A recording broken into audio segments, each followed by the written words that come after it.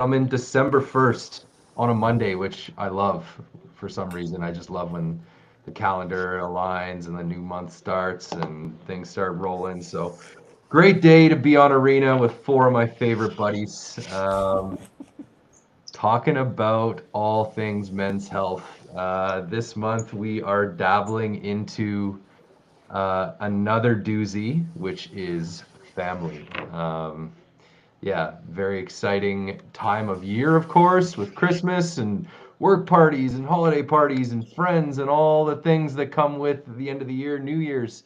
And it also comes with a tremendous amount of family time and, at times, especially for me, some social burnout by the end of the month. And, it's a big month. It's a big month. So I'm glad we could kick it off, start talking about it, and go from there. So, how's everyone doing? Carrie, how you doing, man? Fantastic, man. Yep. Weather's good. Kids are busy. Can't Good. can't ask for anything more. Yeah, been Getting ready for the holiday keeping season. keeping my end of the deal with all the promises I made at the last arena and huddles. So Good. keeping rolling. Yeah, things are Beautiful. well. Thank you. Beautiful. Absolutely. Yeah. Just, I mean, good time for a little bit of a shout out to the men's league in person event that happened a couple weeks ago. That was such a good turnout. So thank you everybody who came. Yeah, that was great. Seeing everybody in person, it's just you just can't beat it. It's just nothing like it. So, great times. Atlas, my man, how you doing? Happy December. Oh my gosh. December's crazy. Like it's literally the moment December 1st hits, life just feels so busy, even though it's really not that busy. But it's like the month has way less time because you know there's going to be 4 or 5 days in there where you're a write off. You're not doing anything other than family and events and Christmas and travel. And so I can feel the shrinking of the month coming in. So I feel good, very good, just a little chaotic.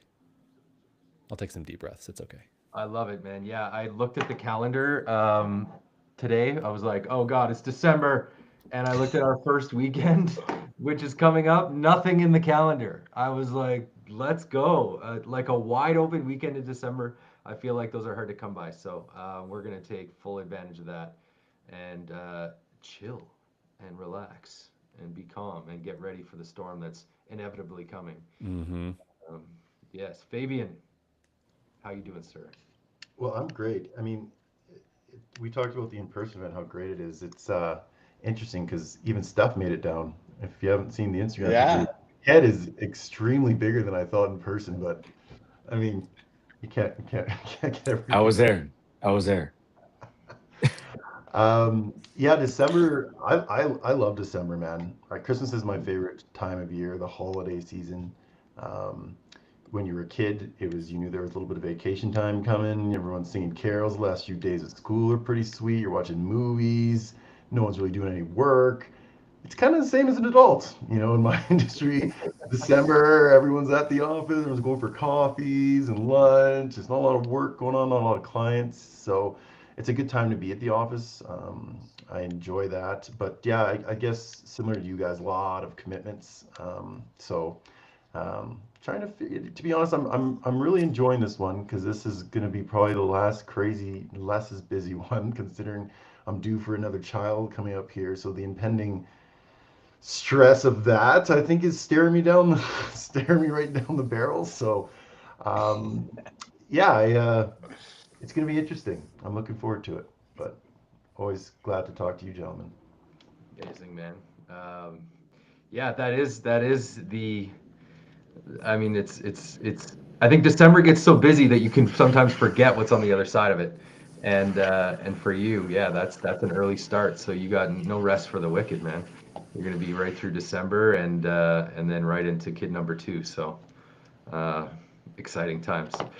Gentlemen, I was guilty this last week. Muting our mics when we're not talking, please. I was clicking away on my pen. I think Atlas lit me up a bit, being like, "How am I supposed to edit this audio when all you're doing is clicking? Look at your phone, damn it! Come on, do better." So please, yes, mute your mic so you don't pull a Derek. Last but not least, our friend from down south. How you doing, Steph? What's new? I'm good, man. I'm good. That Oh, in-person event was incredible. yeah. I mean, good gosh. I had a blast. I mean, you could just see how happy I was in the picture, in the group picture. I was just cheesing so hard, just so happy. Um, yeah, so I'm good. I'm good. In real life, I'm actually good. Yeah. How's um, Charleston? Um, so Charleston, South wherever that. Carolina, Yeah. the only Charleston that I live in among the allegedly many Charlestons that there are in the US. Yeah. Yeah, it's not bad, but I have spent so little time out and about in Charleston. I was actually talking to somebody about this recently. We just had American Thanksgiving down here last week, and it was just me, my wife, my son, the dog. We didn't have anyone over. We didn't go anywhere, and it was the first one that we really had, as our family as it is now. And it was just quiet and peaceful. Had a bunch of food and just played with the baby and just that was it. It was the best. And yeah, it had one of those moments where you just kind of realize like, wow, there is no invitation anyone could extend to me right now for anything in the world that could make me want to get up and leave here. And yeah, so it was good. Yeah, it was really good. I, That's I, beautiful. I I told everyone today when they asked like, hey, what'd you do over the weekend? I was like, I'd stay home and mind my business. And then it's the best way to do things a lot of the times, man. It's great. Yeah, that's awesome, man. Great opportunity for us to transition into our topic here, family, because it can look so many different ways, right? It can be you and wifey and your newborn son and the dog, and it can be 27 other people and yelling and screaming around, a big turkey on the dining room table. So, yeah, that's very cool, man, and I'm glad you were able to enjoy that. I'm sure there'll be years down the road where you wish it was just the four of you guys. So, yeah, that's super cool, man. Super cool. So, as I mentioned tonight, we're going to be talking about family, and we figured this month there seems to be, at least for my world, there's a big influx of it when it comes to Christmas time and the holiday season and New Year's and the obligatory Happy New Year's text and Merry Christmas text that you have to be writing to your third cousin that you've never spoken to since last Christmas.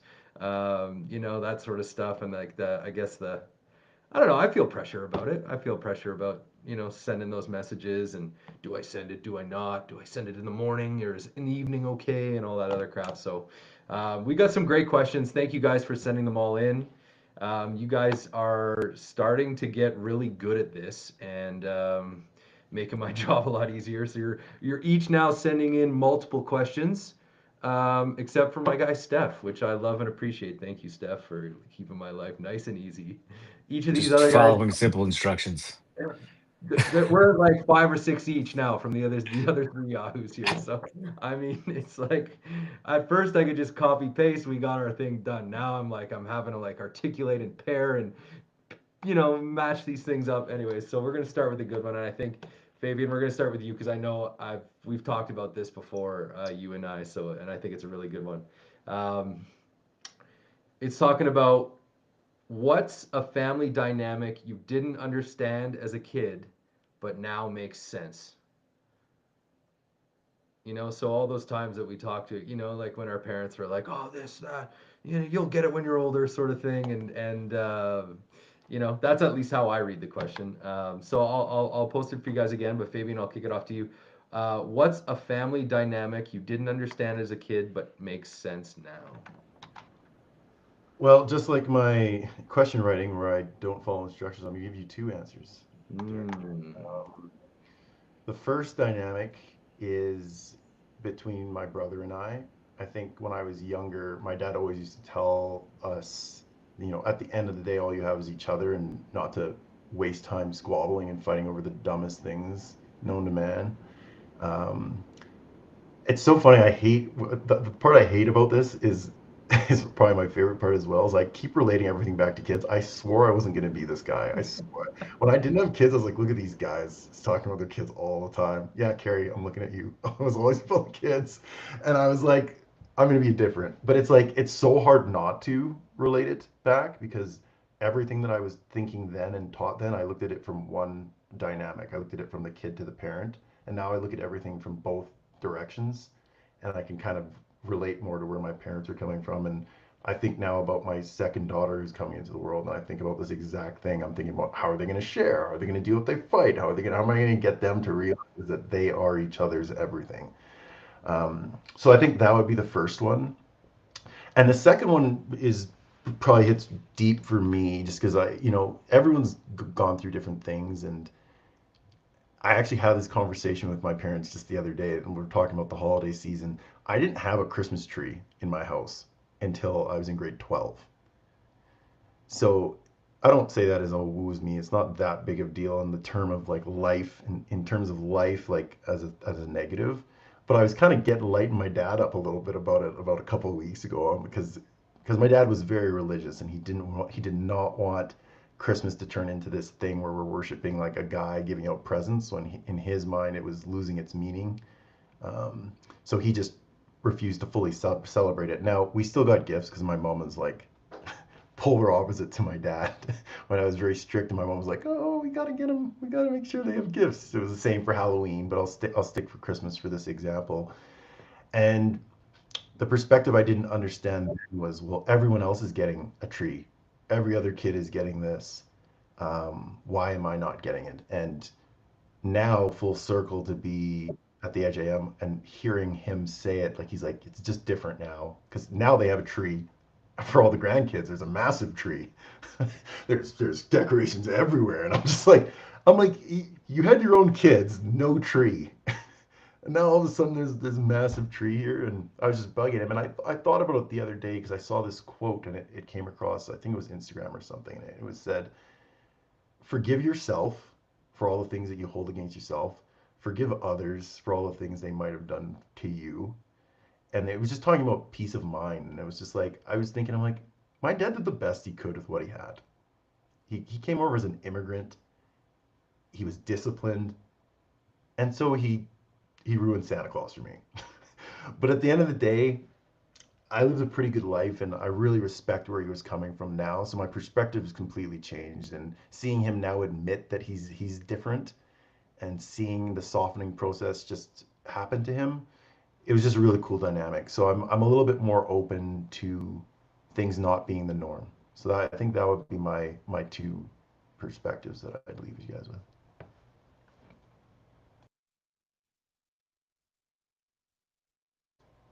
You're muted. You're muted, Derek. But you're following the rule. So that's 2 points for following the rule. Right? Is it right or is it wrong now? I don't know. I can't even keep up. Anyways, no, I appreciate that, man. That's cool. Yeah, knowing you for as long as you have, and I know there's stories there, Halloween's, Christmases, different things. So it's cool to see that you're showing up as a father in the best way that you can now, and it's going to be cool to see you continue. Sorry, one thing I forgot to mention. The other thing that's really killing me about it is I'm noticing that I am my dad. So I'm kind of like, I'm not Scrooge, but I'm like, there's Scrooge, and then there's me like with the decorations and stuff. I'm like, oh yeah, we're done. And my wife's like, we haven't even started with the decorations. And I'm sitting there like, I feel like I'm Scrooge. So thanks, Dad, but it is what it is. The apple doesn't far fall from the tree, I guess. Far from the tree. I'll figure that out eventually. Steph, talk to me, buddy. What's a family dynamic you didn't understand as a kid, but now is starting to make sense as a father of a young man? You just called me in the middle of laughing at you about Farfall. So now it's awkward for everybody. Um, let's see, a few things. I do have some overlap with Fabian where our family is very religious and we had the tree, we had elaborate Christmas, but it was only Jesus and no Santa Claus, like at all. Something that and yeah, I don't really hold that against them too much. But one thing I did understand, especially in the last couple of years when we had some death in the family, and then having our son, is that the torch has kind of been passed to us when it comes to like preserving that magic that's so important when it comes to the holidays. And because my wife and I will get, sort of homesick for our childhoods at times when, especially with her missing her mom, the past couple of years ago, and just missing what, the holidays were like when we were kids. And we just kind of come to the realization that it's like, wait, now we have the kid. Now it's our job to make sure that they had the most magical, most whimsical, most, elaborate holidays that they can look back on. Because, we had that, even though it was a little bit different in different households. Like, my wife grew up with Santa and I didn't.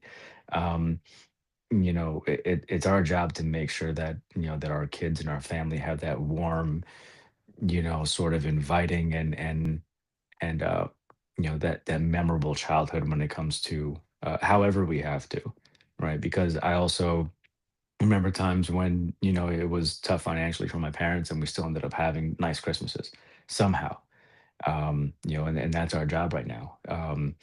And a very it's not confined to like the practical, like, you got to put food on the table and you got to make money and you got to do this and save that and get them into here or there, as much as like, no, like you're literally in charge of magic for your kid, which is cool.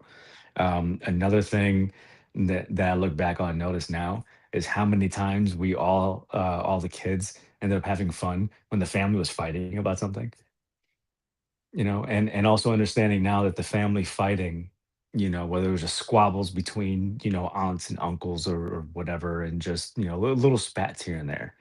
Um, I remember not worrying about, my family not being intact, at least my immediate family.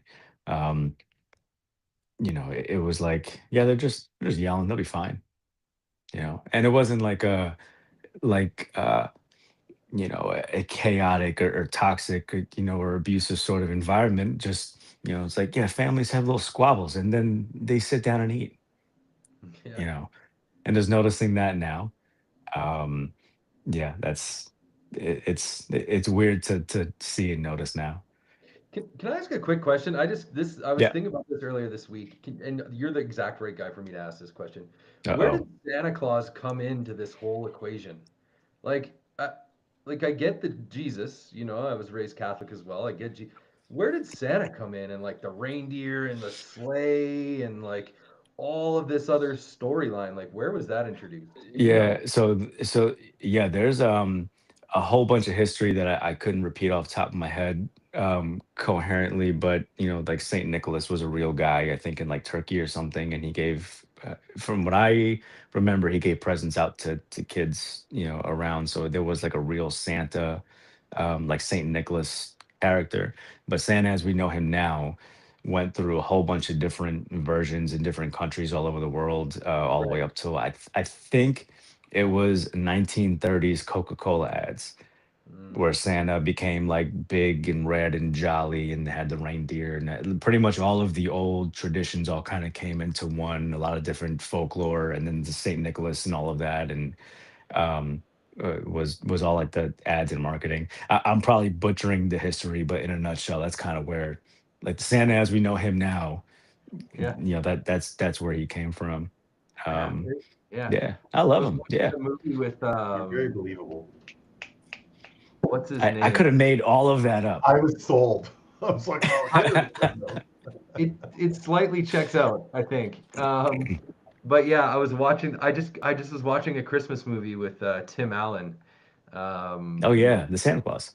yeah, and I was like, how did this guy get like? Did he jack it from Jesus or like what? How did this whole like? How did they come together? You know what I mean? Like the story and all that stuff. Anyways, we can film another hour on that. But I was very curious about how that overlapped and how that's evolved. I digress. Carrie Kish. Talk to us about family dynamics and something that, that the light bulb went on for you as you matured. First of all, I thought Santa came from the North Pole. So what the fuck are you guys talking about? Exactly my point. Exactly my Yeah, you're point. right. Yeah, right. it's like what? He's from Okay. Turkey, actually. Carrie. I was Yeah. I was mistaken. I digress. Always Yeah. so clutch with the dad jokes. I'm so grateful. I'm so grateful. Yeah, love it. No, great, again, great question. Love it. The first thing that jumped into mind is that, especially in going back to a kid, I think is the dynamic of understanding. And as much as when this happened when I was a kid, it pissed me off. I would thought it was a cop out and everything else. When your parents say to you, don't worry about it, one day it'll make sense. And as a kid, I'm like, that's bullshit. That's a cop out. Like, tell me I can handle this and this. And as a dad and as a parent now, and especially as I navigate through changes in life, like with separation, divorce, things like that, there's and we learn as parents, there are bags that we haul around, right? And sometimes we have to carry some of those bags for our kids, right? As much as we wish, trust me, going through divorce and stuff, I wished I was gonna unload suitcases. You need to know, you need to hear this, but there's some things that you're just not, it's not okay to unload that on your kids. They're kids, they can't carry it. That's not saying that they'll never know that. Maybe one day those conversations happen, things like that.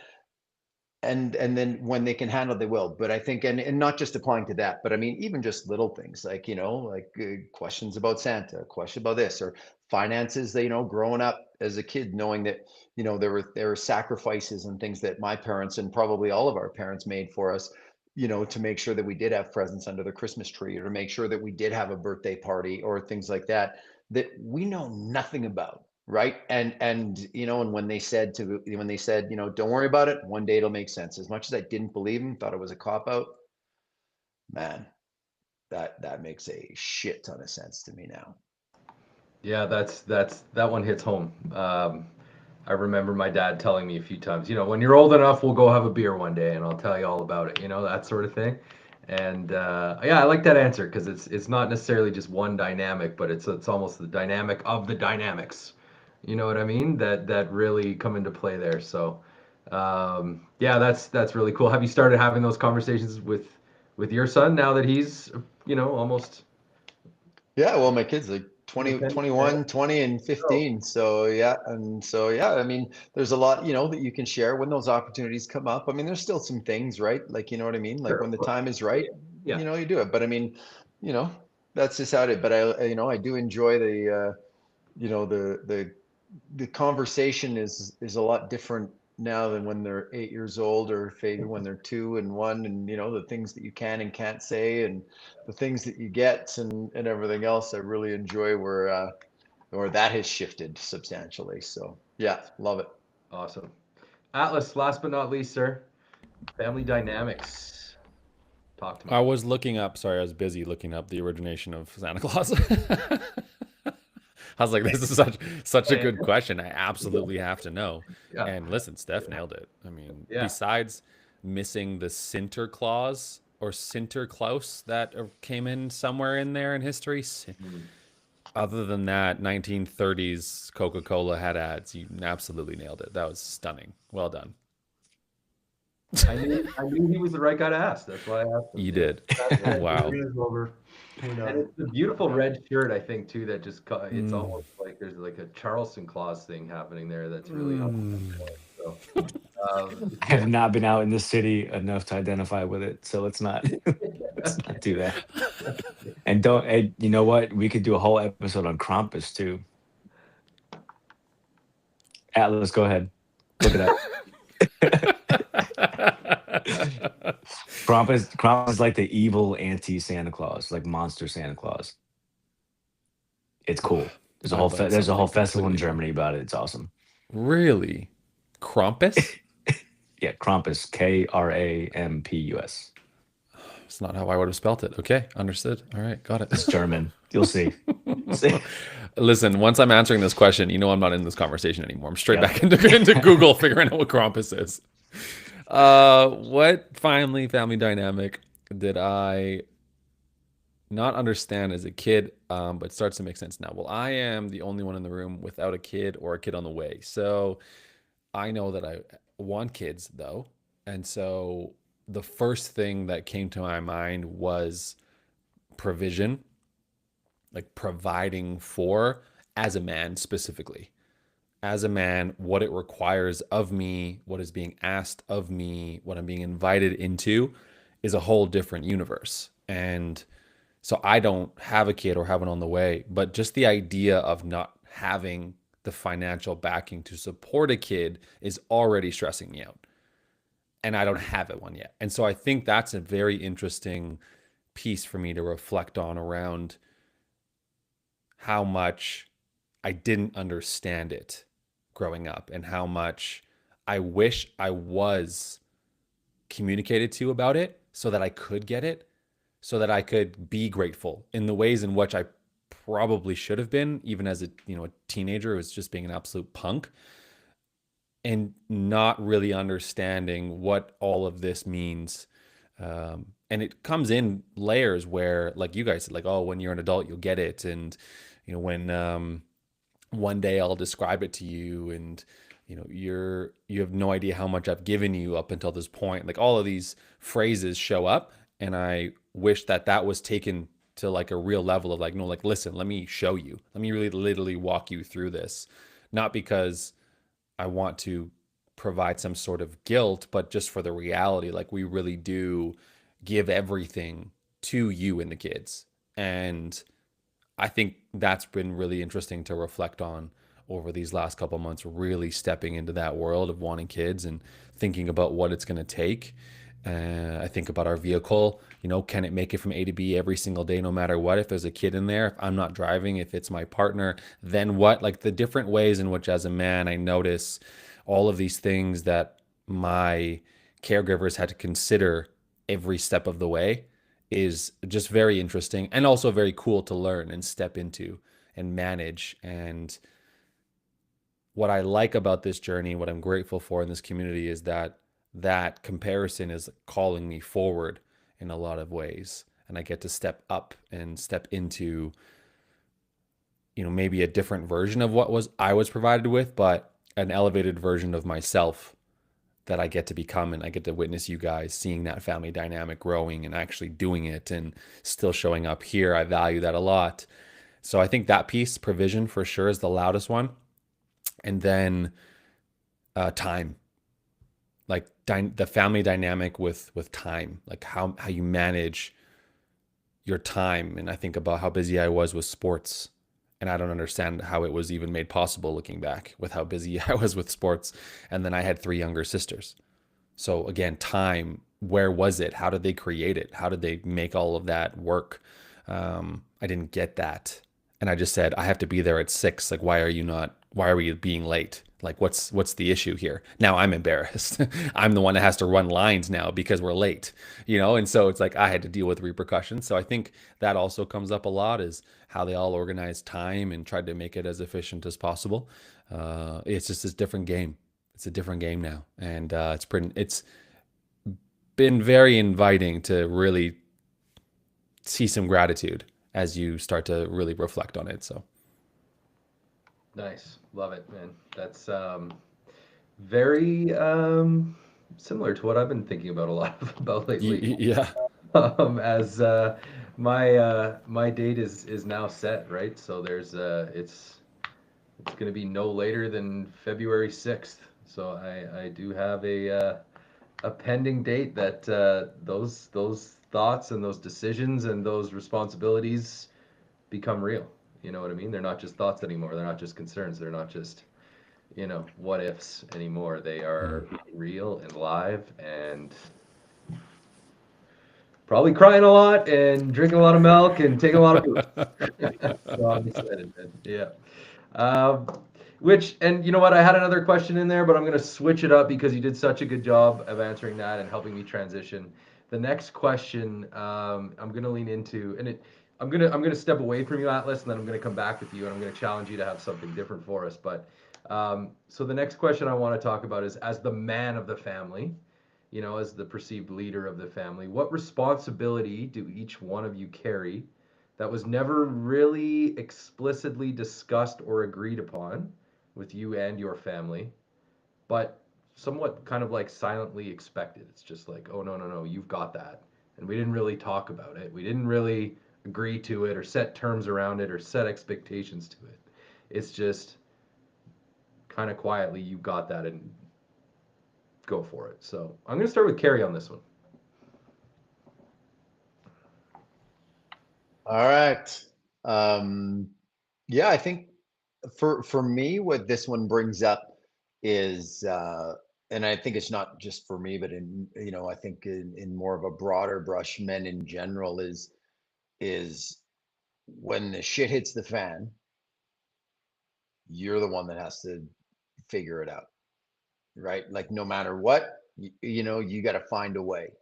And that could be whether it's through financial kind of dust ups, whether it's even just dynamics, in the things in the house. And I'm just thinking back in life, like a pet that dies, right? Who's going to pick up the dog and wrap him in a blanket and take him out of the house? Like nobody else is, you know what I mean? Like dad's got it, right? Or and even as the little simple, it could be as simple as who's going to put the toys together Christmas, like, or whatever. Like there's lots of those little things, but it's like no matter what happens, when everyone doesn't have an answer, all the heads turn to you. And that's never really something that was outlined, discussed, things. I think it's implied in a lot of things and stuff like that. But so when someone needs to find a way, you're the one that needs to find it. I'd say that's how I go after that one.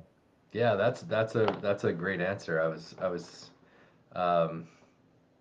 don't know if there's a word for it. I'm trying to find a word of that, like that you're almost like the backstop of everything. You know what I mean? Like no matter where it's going, you're always there as a man.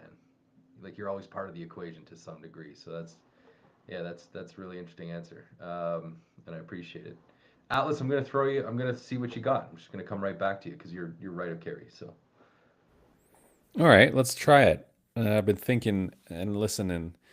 Uh, Again, man in the family at the moment is just my partner and I, and we have 2 dogs, so we'll call those my girls. And yeah, that yeah, counts. yeah, it does count. Yeah, yeah, yeah. What responsibility do I carry that was never explicitly discussed or agreed upon, but silently expected of you? Uh, we do talk a lot and we do come to agreements a lot, which is the great benefit of the work that I do. However, one piece is it's very similar to Carrie's is that this one's an interesting one. The first thought came up was to be the rock, which is very similar. Like you're the grounded piece of the pie. You're the one that's most in control when things are out of control, and so you're that rock that you're immovable or immobile. And then it kind of started to come up around like emotional grounding, like silently expected of me is to not have an emotional experience because if I do, I almost express myself as a rock then, or not as a rock, as like a soft pillow of sorts that's can be pushed and pulled and isn't there for those solutions. So the responsibility I would say, yeah, is to stay focused, stay dialed in, stay driven, stay motivated, stay providing, stay capable, stay. Stop. You're stealing everyone's good answers. I All the good words. So we're going to stop you there. Thank you. I literally had 3. You've named them all now. digress. I digress.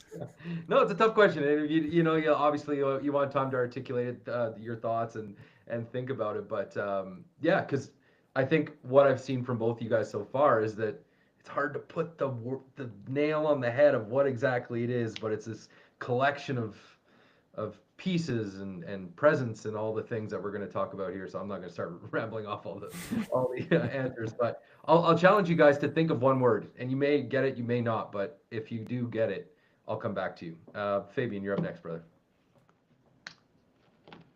Yeah, it's a good question.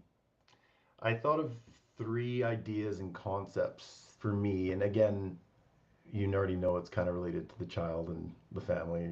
We're thinking family, so I'm going immediate family here, and maybe a little bit immediate family, like not just my kids, but my parents as well. I would say the first one for me was protector. So, and not just in the sense of I got a bat by my bed, and if we hear if the noise kicks off, I'm going down there to figure it out. Not that sense.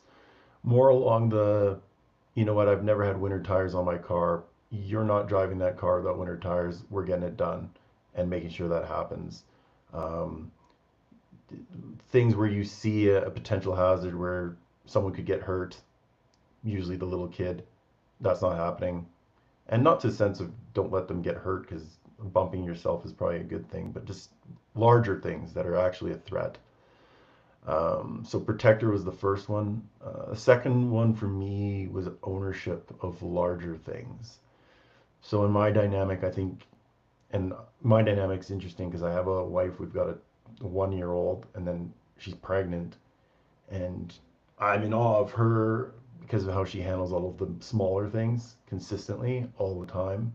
So some of the larger things, whether it's setting up RESPs, getting the documents together for the kids, organizing that stuff. I guess the tires on the car could fall into that as well. Um, Ownership of those things, I think, has been something I've hasn't had to been said. It's just something that's now happening. And then the last one, I would say, rising above the bullshit would be my last one. And what I mean by that is I don't squabble about things that I would have been annoyed about for a long period of time anymore, specifically in the family. Because I don't want to live in a house where I'm upset, she's upset, and we're trying to not be upset around the kid. It's just not worth it. Not to say I won't have difficult conversations, but small little things, I just rise above that shit, man. There's no time. Another thing would be knowing that I need to get up earlier to help deal with our baby. So if I'm gonna stay up late, then there's no time to complain about that shit. That's on you. Rise above it.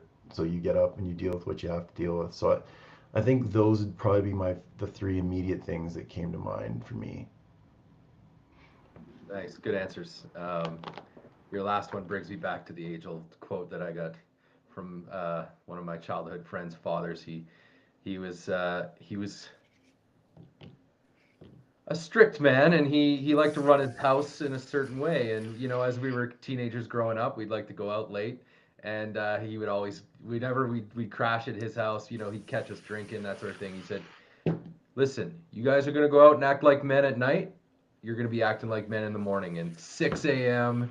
he'd be down there getting us up, cut the grass, shovel the walks, like you name it. We were right back to work, and that was his thing. If you're gonna act like a man at night, you better be ready to act like a man in the morning. So it's something that resonated with me, Fabe. Steph, you're up, buddy. What do you got for us?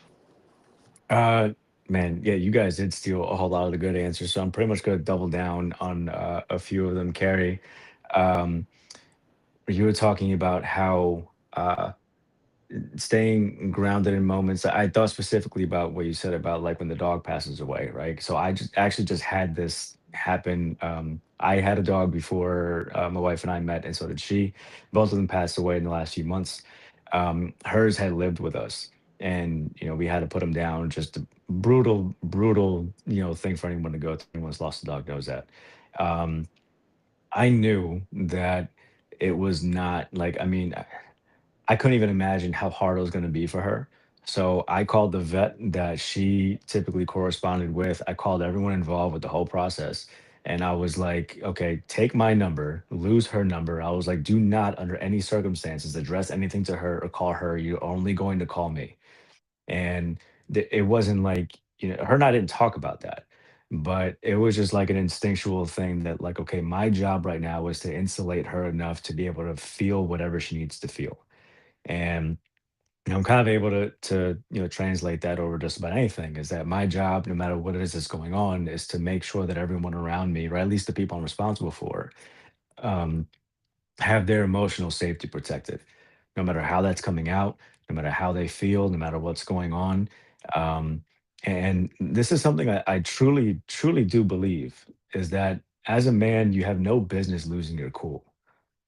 And it doesn't mean that you're a bad person if you do. Obviously, you're human, and sometimes it's tough to keep everything in, and it's not. And I'm not saying to bottle everything up either, but um, when it comes to having to step up and be, that rock for the family, like, no, you don't get to lose your cool. You don't get to fly off the handle. You don't just get to let loose because then the emotional safety for everyone around you is in jeopardy. Then no one else can feel safe.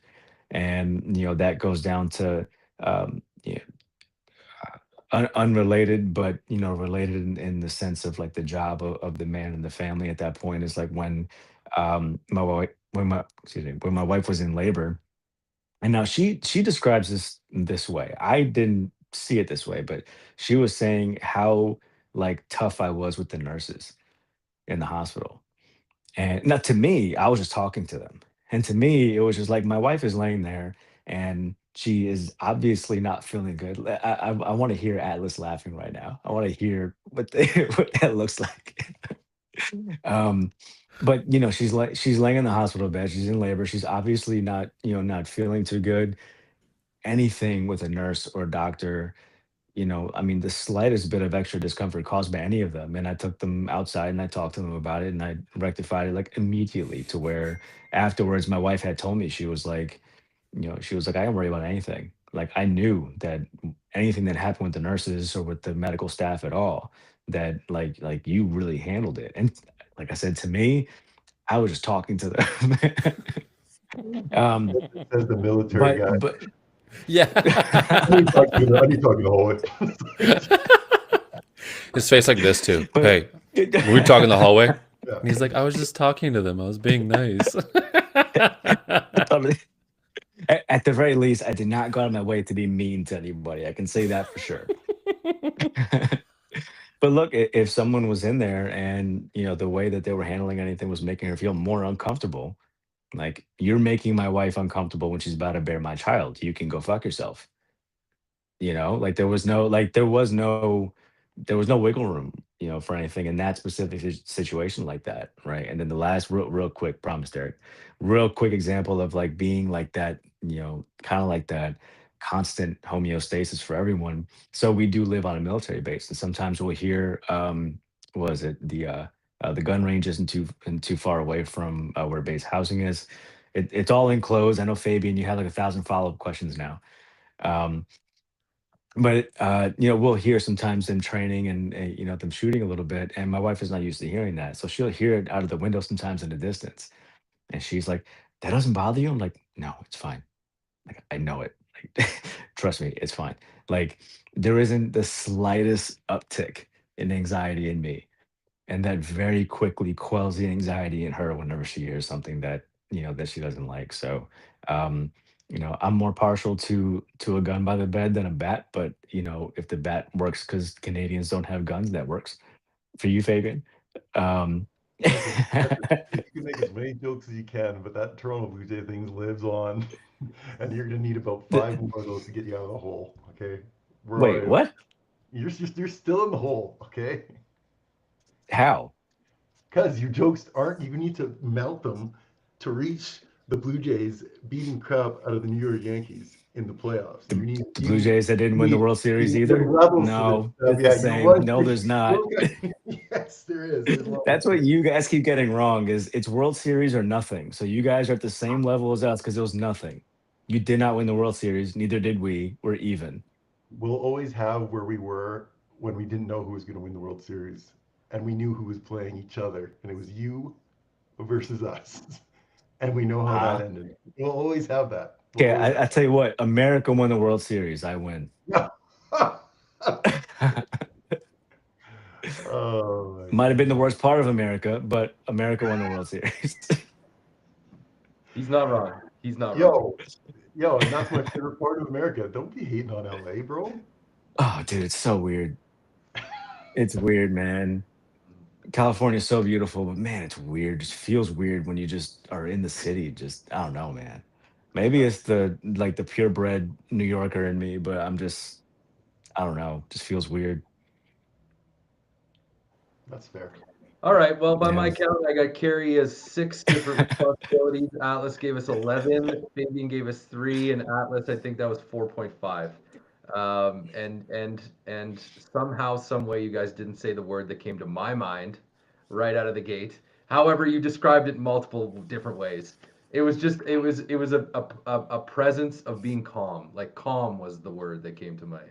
That just like like you, no matter what the situation, you have to be that level head. You have to kind of be the rock. You have to be, the fallback. You have to be all the things that you guys described. It was a sense of calm and almost peace, and I guess in a sense that no matter what's happening, it's going to be okay. And so, yeah, the great answers, guys. But next time when I say responsibility, I mean one. So we'll keep going. I'm not sorry. Well, next time you're just gonna get cut off. I hold the keys here. Don't forget. All right. Okay, so where we're at here, where we're at. Okay, we got about 15 minutes left, guys. I got 2 questions. And you know what, Stefan? Because it's at the top of mind, I'm going to start with you. And it's really fitting because of the conversation we just had, and it's also your question. At what point does a family member need to be cut off, Stefan? Oof. And you're getting real close to it, all right? Yeah, you just said you're about to cut me off, and then you say that in a whole different context. Okay, so yeah, I have seen this in my family, my extended family, where like certain family members just wouldn't talk to each other anymore for years and years, and I've seen it in other families too. Um, Now, and this will be something I discussed a little bit in the article coming out in the next week or so. Um, when you hear the phrase "blood is thicker than water," a lot of people don't know that the entire idiom is not "blood is thicker than water." It's the blood of the covenant is thicker than the water of the womb. Now, if you think about that, that's a completely different meaning, a completely different saying. A lot of people use the blood is thicker than water to justify, like, well, they're family, right? They're family. It's like, well, the blood of the covenant, and it's a medieval saying, so it's like the covenant between people that you choose. Um, is thicker than the water of the womb, meaning the person that you're born from, and that makes things way more complicated. So what I've kind of like the question I was kind of coming to with that or coming from with that was like, what is the hierarchy of who gets the most leeway for being a shitty person longer? Because certain people do. Me and my wife will forgive each other for any and everything until we die. That's the covenant that we made. Me and my own parents, as good of a relationship as I have with both of them, as much as I love them and they love me, do not enjoy the same leniency, right? Thank God I don't have to, I don't have to worry about that with my parents, but a lot of people do.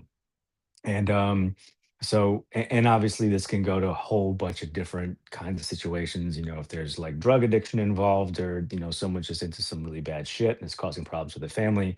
um so I think the simplest way I could probably answer it is when someone abuses their position as a family member, just has to rely on them being family. Like, oh, well, well, I'm still your mom, or I'm still your brother, or I'm still this, or I'm still that. It's like, well, what fucking difference does it make if you're a piece of shit? Sometimes. um so it's still a bit vague, but I think that's kind of where that's kind of the question you answer when you're trying to figure out if someone stays or goes that's actually blood related to you. Is does this surpass the title that you hold, the natural title that you hold by blood or not? So Such a deep like question, you know what I mean? Such a deep thought process that I'm going through around like where is the line? Where is that line? And it's like, can you even draw it? I don't know. And I'm excited to hear you guys try and convince me otherwise. So Fabian, why don't we start with you? Or next with you, sorry. At what point does a family member need to be cut off? Well, I mean, I gotta start with my man Steph. I mean, it's his question. He comes up with like the biblical freaking like hammer. Like that definition was serious. Like, did you memorize that or did you I read didn't that? ask to go first. That was Huh? listen, man. You started saying that, and I was just like, yo, just clip the man. Just clip him. Like, what are we doing here? it Okay. In all fairness, I've been thinking about it for a while because I've been writing the article based on a lot of that. So yeah, I had a bit of a head start. Well, I think it's very interesting that the saying that's mainstream is like the smaller version of that, which is the complete opposite of what it's meant to say, which is interesting in its own right. But and I know I'm only supposed to answer the one question, Derek, but it did bring me back to the first question we asked, and I didn't mention it then, but like family is chosen was a perspective that I really got, and I really think that ties into with what Stefan said. Like coming from a family where I didn't have my real cousins who were born from my family in Calgary. My family, who I consider my family, was people that was curated by my parents choosing each other, choosing to hang out at every holiday, choosing to go on bus rides, choosing to host them because they had similar backgrounds, similar islands, not even all from the same island. So I totally get that. That really resonated with me. To answer the question fully, though, I would say for me, it's when times are tough and you're at a major fork in the road and you're having conversations and you can't rectify intention. So that means if you guys disagree on something, it could be a huge fight in the family. Um, when cooler heads prevail and you can actually talk about the intentions, if those intentions line up negatively towards me and my family, I would be really, I would be interested at that point to potentially cut it off.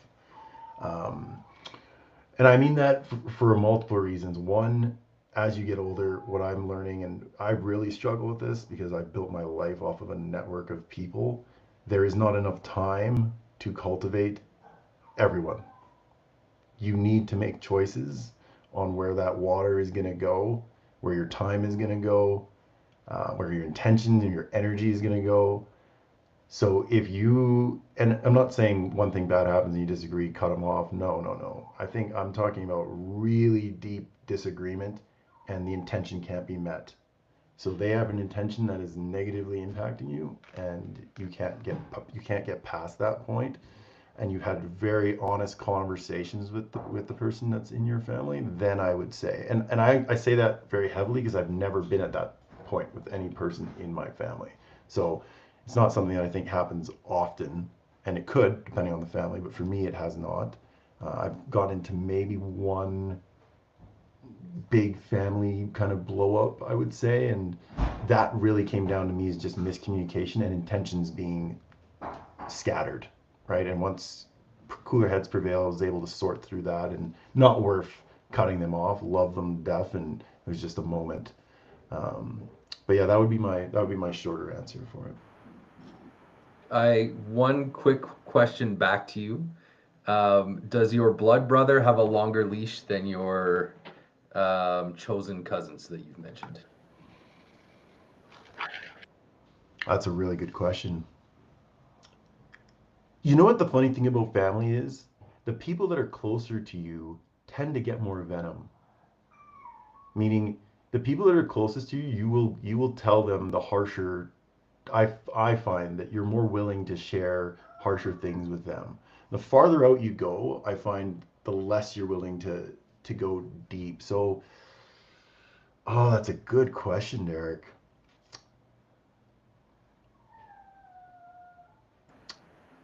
You know what? Probably. My initial thought, I wanted to tell you no. I Yeah, wanted to say no, but then I yeah, literally, you know what I heard in my head? I heard my dad saying, "This is your brother. This is the guy that's going to be there when we're gone." That literal message of it's you too, and the same message I'm going to say to Win and her sister. And then I realized, you know what? Maybe he does have a little bit of a stronger leash, but the same principles would apply. Like there would become a point sure. if the intentions weren't lining up that I would have to do that. He would probably have to do the same. Um, yeah, good answer. While you were hearing your dad whisper, I was hearing Delilah answer. So shout out to Delilah again. She's back, our favorite girl. Carrie, what you got for me, man? Talk to me. I love it. Um, yeah, no, this for me, this question's all about boundaries, right? And you dig into it, and I think in my world, in even similar to the question that you just asked Fabian, right? I think that we have things in our lives that we set boundaries around from a, that we have goals for our family, a culture that we build. There's morals, there's rules, family rules, things like that. That you have direction, ambition, all of those things. And if something in the family, right, depending what, and it doesn't matter if it's immediate or, you know, the further out it goes, but I think if someone's not in alignment with that, I mean, obviously, then there needs to be discussions about it, right? And I think that when you ask Fabian that question, does your blood brother have more, you know, leniency than and I think for me, the closer they are to you, I think they do get a little more lenience, you know, or a few more kind of chances. But for, and if I want to nail it down to that example, but I mean, I think that if you know, the old, you know, fool me once, you know, shame on, you know, you fool me twice, shame on me. And that's, and I think the same is like, you know, a lot of times we'll hear people, well, it was a mistake, or you know, I did that. Okay, well, once is a mistake, twice is a choice.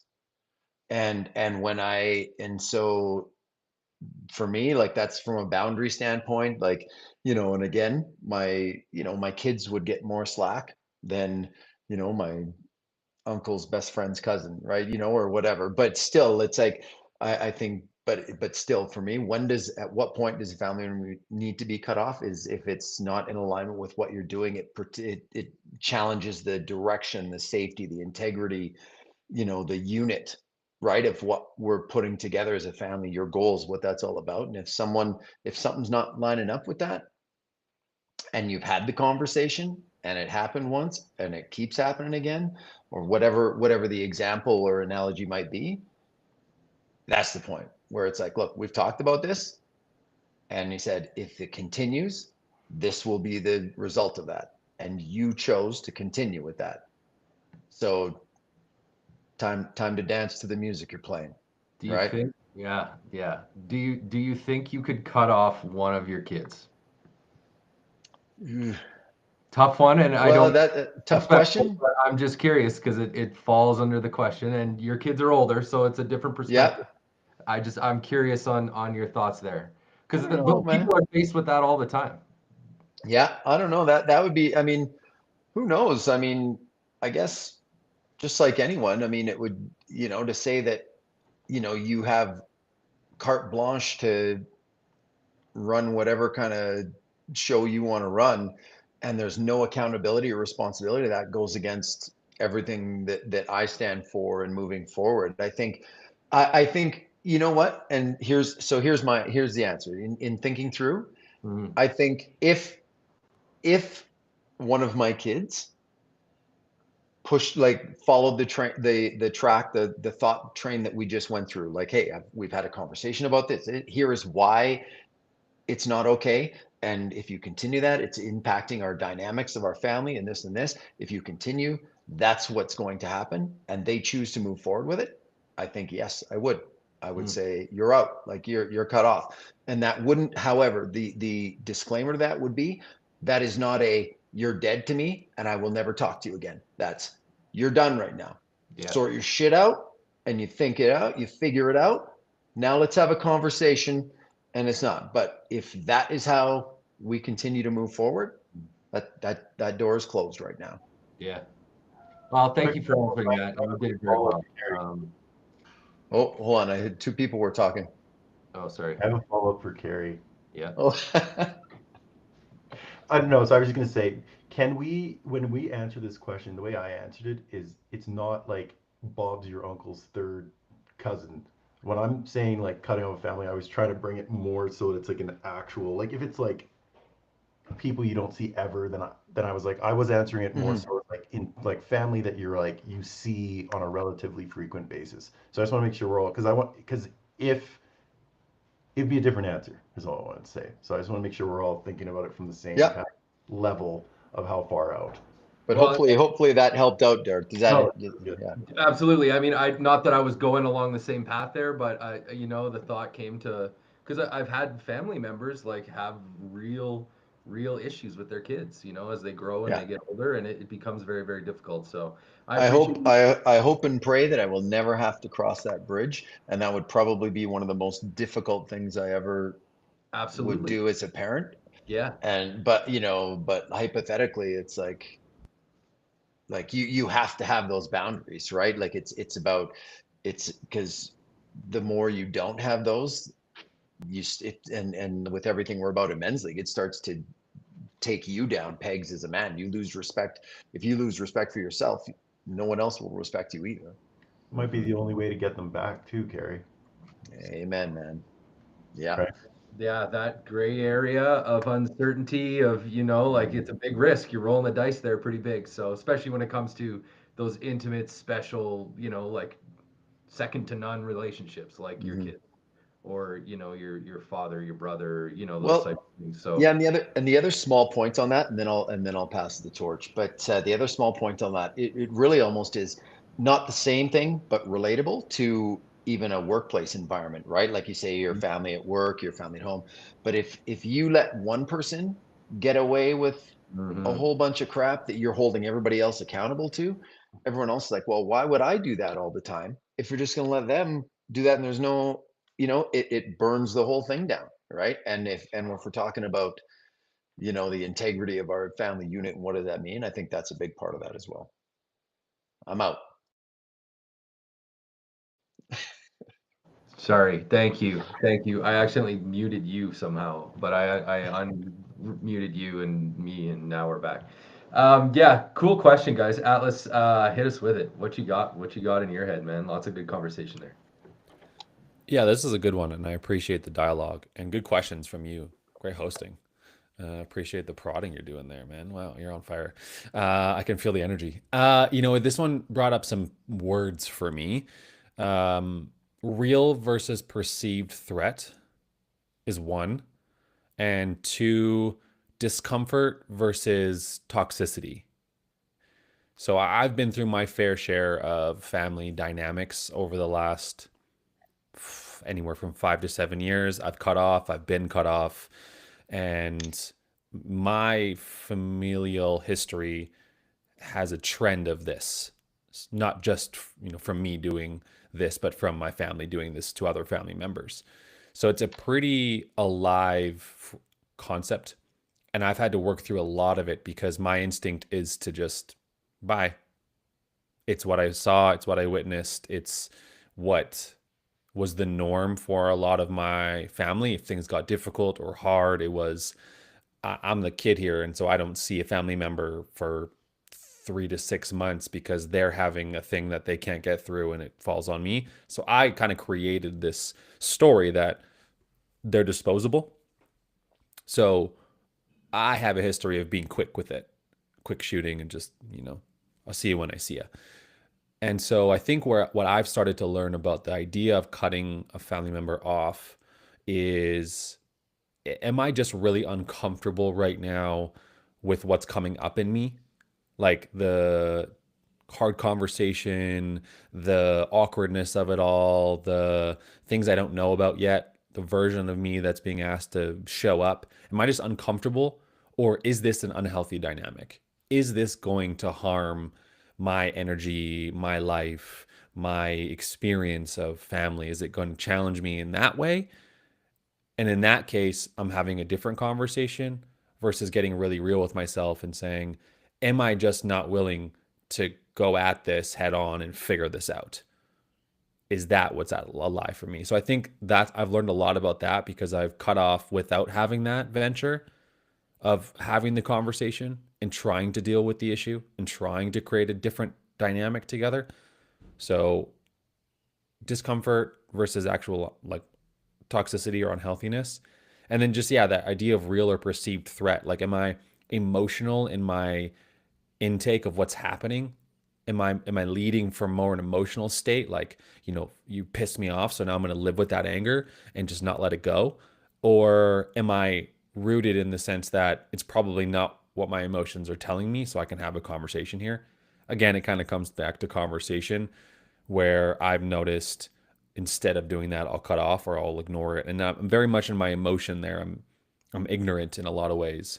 And so, this happened with me and my mother actually a couple times back and forth over the last couple of years, and we're just rebuilding now. And we've cut each other off for periods of time.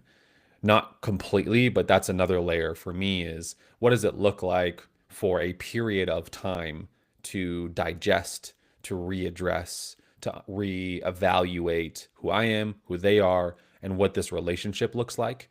And our relationship is nothing like it used to be because of these stints, and not in a super negative way. It's just very different. And I think it's done us such a huge service to be or have experienced that. And I think, Fabian, you kind of spoke to that a bit, where it's kind of what brings maybe it back around is that, hey, whoa, like I'm game if we're on the same page when it comes to the values and the morals of this. If that's not the case and there's disrespect and fill in the blank of all those shitty words, if there's full of that, then pump your brakes. Talk to me when you're ready, because I'm in, but I'm not in for this. So something in there I think comes up as well. So it's complicated for me, and I think it's not black and white. It's always relational now for me. Like, what's the relational approach here? What's the we approach? And if I can't get through that, then maybe it is just time for time. Go over there, I'll go over here. And then let's figure that out later. Yeah. Yeah, I think like out of the gate, and Carrie touched on it too, is like, what does cut off actually mean? You know what I mean? Right. Is it definite forever of all in time? Like probably not. You know what I mean? And Right. so it can ebb and flow. It can look a lot of different ways. It could be cut off from, your allowance, or it could be cut off from, Yeah. calling me, and asking me for advice. Or it could be any sort of thing that, cut off could be. So yeah, I agree with you there for sure. Yeah, and just to close it, we didn't really air to when things really do get like actually unhealthy and toxic, where there's addiction involved. And that's a really difficult road that I don't envy at all. Where what is it that you then do when there is so much love and care and support, and then also getting involved causes you harm, right? Then what? Then how do you navigate that? Is it a forever? Is it when you're through it? Is it when you're healed? Is it when we can have a dynamic that's okay? Like, how do you love somebody as they are in that state when you're getting a different kind of experience from them? So it's tough. Carrie spoke about boundaries. We're talking about time in between. It can get complicated pretty quick, and I can't speak to that experience, so I won't try. But I've witnessed it, and so I know it's tough. So again, it's not black and white at all for me. Yeah, no, very dynamic question, and great answers, guys. So really appreciate that conversation. Appreciate the conversation across the board tonight. We've gone over, not surprisingly, but I appreciate You're it. such a chatterbox. Shut your mouth. I know, just quickly. So, anyways, here's the plan. One more question, because we've only done 3 questions, which is crazy. Normally do 4 or 5. So we're gonna hit them with one last question, and I'm gonna need one-word answers only. I'm gonna go to Stefan first, then Carrie, then Atlas, then Fabian, and then we'll two-clap our way out of here. So, Steph, the question is, what truth do you wish more men would admit about family life, but rarely talk about or take action on? Okay, I'll give you like 10 words. I was gonna say, if you can package that in one word, good for you. As I read it, that's not a one-word thing. Yeah. Just, you know what I mean? Like, 30 seconds. Concise. Yeah, sacrifice is the point as a man. That's the point. Like, sacrifice not something to complain about. It's not something to wish you didn't have to do. Sacrifice is the point.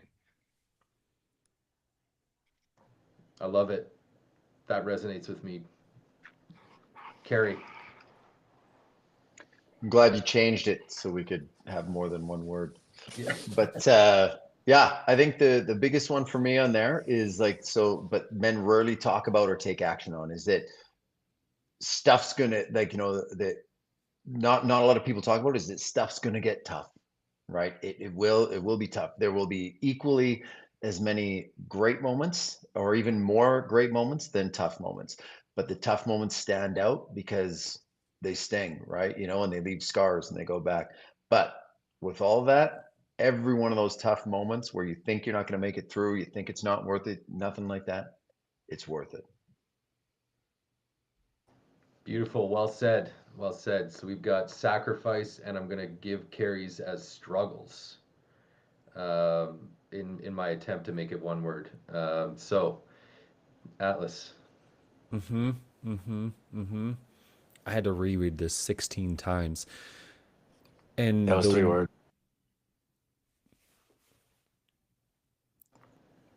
I missed it. What? I got sorry, I got cut off. I was told I was done, so I don't know. What do we offer me? I grant you 30 more seconds. And I knew he was gonna pipe in like a savage. I have the word loneliness. Yeah, I think there's loneliness in there, and a lot of men don't take action on that. And so I'm grateful we're here taking action on that, not doing it alone. I don't have a kid yet, but love all you for showing up here. Yeah, beautiful, man. It's lonely. That's a great answer. Cannot argue that one bit. Fabian, I'm very curious about your answer here, sir.